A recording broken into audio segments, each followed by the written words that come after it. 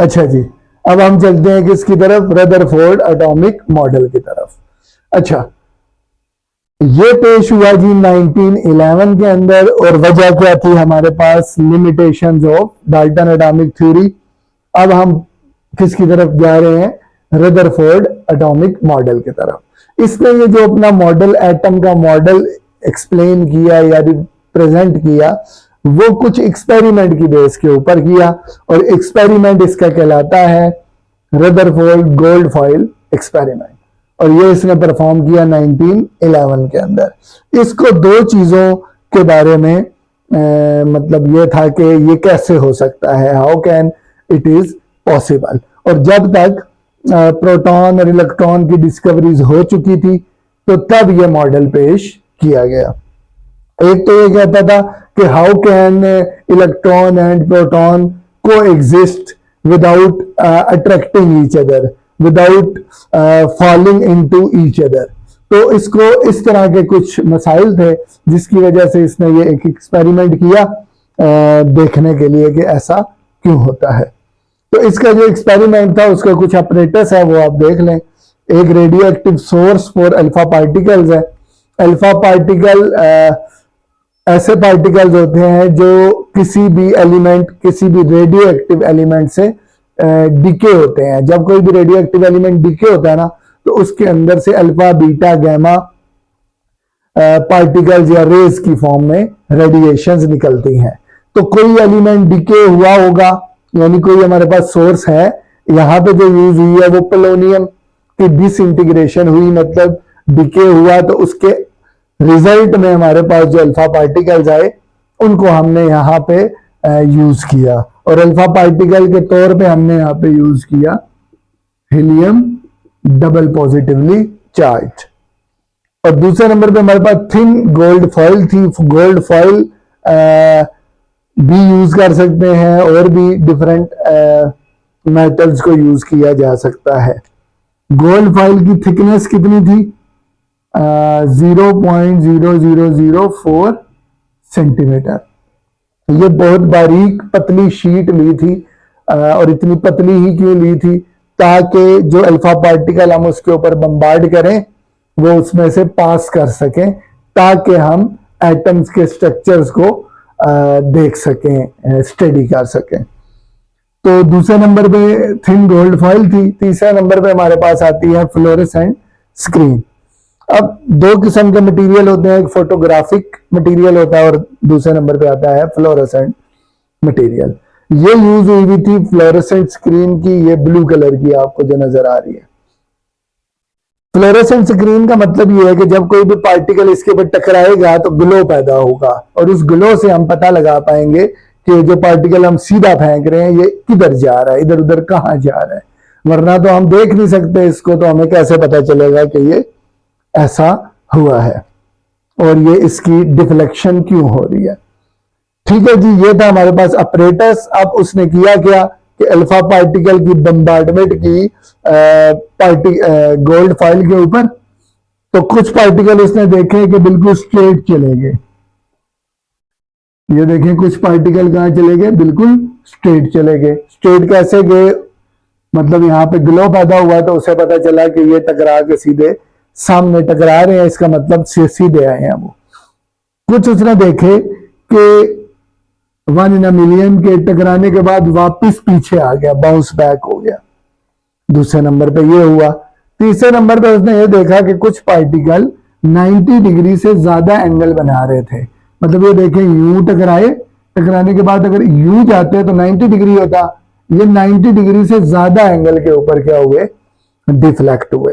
अब इस चीज को उसने क्या अजम्पशन की, क्या कंक्लूजन दिया इसका, उसको हम देखते हैं। उसने कहा ये जो बिल्कुल सीधे गए ना, ये इस वजह से गए कि most of the space occupied by the atom must be empty. मतलब यहां पे बहुत सी स्पेस क्या होनी चाहिए, खाली होनी चाहिए। मतलब हम फायर मारे और सीधा चला जाए, इसका मतलब सामने कोई जगह नहीं है, जिसकी वजह से सीधे पार्टिकल्स चले गए। तो अल्फा पार्टिकल कुछ जो सीधे गए, उसकी रीजन उसने ये बताई the atom consist of mostly of the free space या एम्प्टी स्पेस।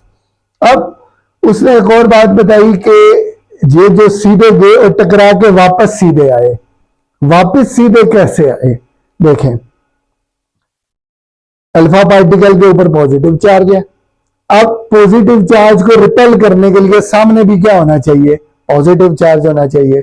इसका मतलब एटम के अंदर कोई स्पेस है जहां पे कोई पॉजिटिव चार्ज मौजूद है और उसका नाम दिया गया प्रोटॉन का। इसका मतलब सेंट्रल जगह पे क्या है, हमारे पास कोई प्रोटॉन मौजूद है कि जिससे वो टकराने के बाद वापस बाउंस बैक होके 0 यानी 180 डिग्री के ऊपर वापस आ गया। अब कुछ जो 90 डिग्री से ज्यादा एंगल पे डिफ्लेक्ट हुए वो क्यों हुए, उन चीजों को भी देख लेते हैं।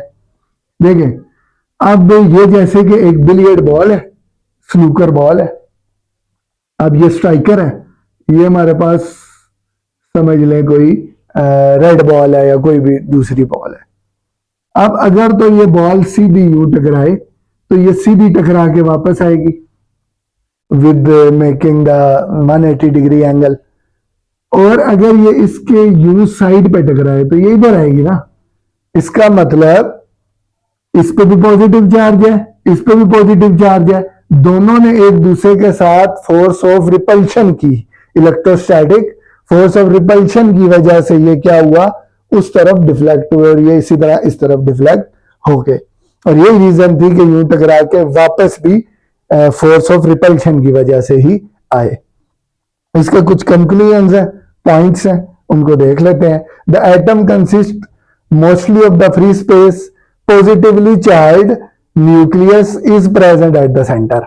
वही वाली बात कि सेंटर में एक स्पेस है कि जिसको उसने नाम दिया न्यूक्लियस का, और न्यूक्लियस के अंदर उसने बोला कि प्रोटॉन्स होते हैं, जाहिर है उनके ऊपर पॉजिटिव चार्ज है। All mass concentrated in the nucleus, यानी जितना भी मास है वो कहां पे कंसेंट्रेटेड होगा, न्यूक्लियस के अंदर होगा। क्यों? क्योंकि न्यूक्लियस में प्रोटॉन्स हैं और न्यूट्रॉन्स हैं। न्यूट्रॉन के ऊपर कोई चार्ज नहीं है, वरना कुछ ना कुछ अट्रैक्शन वगैरह हो सकती थी या रिपल्शन। तो यहां तक ये मामला हुआ। इसका मतलब सेंटर में ही इसका ज्यादातर मास कंसेंट्रेटेड है और इलेक्ट्रॉन्स इसके आउटर सरफेस के अंदर मौजूद हैं। Electrons revolve around the nucleus. The electrostatic force between negatively charge electrons and the positively charge protons, यानी प्रोटॉन और इलेक्ट्रॉन के बीच में फोर्स ऑफ अट्रैक्शन मौजूद है, जिसकी वजह से वो इसके गिर्द क्या कर रहा है, घूम रहा है। और इसने ये भी बताया कि ये एक प्लैनेटरी सिस्टम की तरह है। ये जो आपका मॉडल है ये प्लैनेटरी मॉडल की तरह है। जिस तरह सूरज के गिर्द जमीन घूम रही है, इसी तरह न्यूक्लियस के गिर्द क्या कर रहे हैं, आपके इलेक्ट्रॉन्स रिवॉल्व कर रहे हैं। इसका मॉडल कुछ इस तरह का था, सेंटर में प्रोटॉन और साइड में आपके पास इलेक्ट्रॉन्स आते हैं। इसकी भी कुछ लिमिटेशंस हैं, डिफेक्ट्स हैं, जिनके ऊपर बात करना भी बहुत जरूरी है ताकि हमें आगे प्रोसीड करने में कोई मसला ना हो। हमें यह पता होना चाहिए कि इसमें क्या मसले हैं, वो हमने देख लिए। अब हम देखेंगे इसमें क्या इश्यूज हैं। सबसे पहले इसको हम यूं लेके चलते हैं कि जो रदरफोर्ड है ना, इसका जो एटॉमिक मॉडल था वो बेस करता था क्लासिकल थ्योरी ऑफ रेडिएशन पे। अब क्लासिकल थ्योरी ऑफ रेडिएशन क्या बोलती है? वो कहती है कि कोई भी चार्ज पार्टिकल है वो अपने अंदर से एनर्जी को निकालेगा कंटिन्यूसली। ठीक हो गया? जब वो अपने अंदर से एनर्जी को कंटिन्यूसली निकालेगा, जैसे कि ये न्यूक्लियस है और यहां पे इलेक्ट्रॉन रिवॉल्व कर रहे थे। अब ये electron because being of charge particle ये एनर्जी को इमिट करेगा। पहले इन दोनों की एनर्जी इक्वल थी, दोनों एक दूसरे को अट्रैक्ट कर रहे थे, ना वो इसकी तरफ आ रहा था ना ये वो उसकी तरफ जा रहा था। अब ये अपनी एनर्जी इमिट कर रहा है तो क्या होगा, इसका शेल छोटा होता होता होता क्या हो जाएगा, इसके अंदर जाके गिर जाएगा। तो अब इसने क्या किया कि it will collapse the atomic structure, तो ऐसा तो नहीं होता कि चीजें पड़ी पड़ी फट जाएं, टूट जाएं, ऐसा तो नहीं हो सकता। इसका मतलब कि इलेक्ट्रॉन कंटिन्यूसली अपनी एनर्जी को इमिट नहीं करता। तो इसमें do not explain why electron do not fall, यानी इलेक्ट्रॉन क्यों नहीं गिरेगा, इसके बारे में इसने नहीं बताया। दूसरा, it failed to explain stability of atom, atom कैसे स्टेबल है इसके बारे में इसने नहीं बताया। Do not explain the arrangement of electron, यानी इसने ये भी नहीं बताया कि इलेक्ट्रॉन एक्चुअल में किधर अरेंज हुए होते हैं। इसने तो बताया बस सर्कुलर होते हैं, कैसे होते हैं, क्या उनके एनर्जी लेवल्स होते हैं, उनके बारे में फिर बोहर ने हमें बताया। तो यहां तक हमें यह पता चल गया कि इसने हमें नहीं बताया। फिर इसके बाद do not explain the line spectrum. देखें जी, अब कोई भी चार्ज पार्टिकल एनर्जी इमिट कर रहा है तो वो किस फॉर्म में कर रहा है, वो कर रहा है लाइट की फॉर्म में। अब लाइट की फॉर्म में जब एनर्जी निकलेगी तो हमें नजर भी लाइट की फॉर्म में आएगी और उसको हम बोलेंगे स्पेक्ट्रम, जो विजिबल लाइट हमें नजर आएगी। अब जो स्पेक्ट्रम हमें नजर आएगा वो भी तो कंटिन्यूअस होगा, बिकॉज लाइट कंटिन्यूअस आ रही है। लेकिन असल में जो हमें स्पेक्ट्रम दिखा था वो कौन सा था, लाइन स्पेक्ट्रम, और उस स्पेक्ट्रम के बारे में भी इसने नहीं बताया। तो ये इसके थे कुछ डिफेक्ट्स या लिमिटेशंस।